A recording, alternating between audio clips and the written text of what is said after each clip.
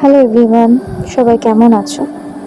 অনেক দিন পর তোমাদের সাথে একটা ছোট্ট ভিডিও শেয়ার করছি। এই ফুলগুলো দিদি এনেছিল ঠাকুরনগর থেকে, এত সুন্দর লাগছিল তো এই ফুলগুলোর ভিডিও করে নিলাম।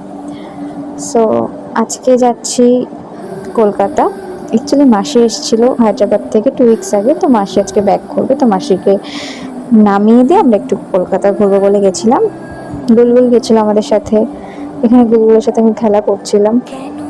ওয়েদারটা খুব ভালো ছিল, কিছুটা জায়গায় বৃষ্টি, কিছুটা রোদ, এইভাবেই ছিল ওয়েদারটা। এই তো এয়ারপোর্টে প্রায় চলে এসেছি। নেমেই মাসি টাটা করে দিল। মাসিকে টাটা করে আমরা বেরিয়ে পড়লাম।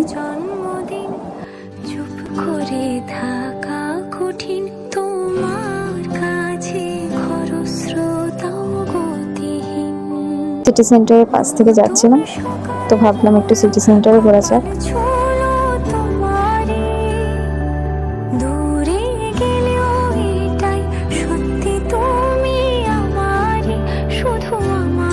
আমরা সিটি সেন্টার নেমেই ফার্স্টে গেছিলাম প্যান্টালুন্সে। কালেকশন ওভারঅল ভালোই ছিল, পুজোর কালেকশনই ছিল বেশিরভাগ। তারপরে এখান থেকে একটু ম্যাক্সে যাবো বলে যাচ্ছিলাম, তো এখানে দাঁড়িয়ে গুলগুল আর গুলগুলের দিদান একটু মজা করছিল।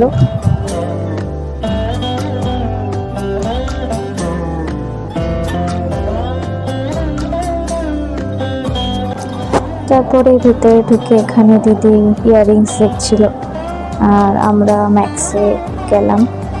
ম্যাক্সে গিয়ে গুলগুলের জন্য একটা ড্রেস পছন্দ করা হলো, যদিও ড্রেসটা এটা না, অন্য একটা ড্রেস। তারপরে বাইরে বেরিয়ে এখন এখানে গুলগুলে খাওয়া দাওয়া চলছে, লাঞ্চ। গুলগুল লাঞ্চ করবে, ঝিনুক বাটি লাঞ্চ। গুলগুলের নতুন পেজ খোলা হয়েছে ঝিনুক বাটি বলে, তোমরা যারা যারা ইন্টারেস্টেড তারা গিয়ে সার্চ করতে পারো ফেসবুকে। তারপর ওখান থেকে আমরা বেরিয়ে সোজা গেলাম ইকো পার্কে।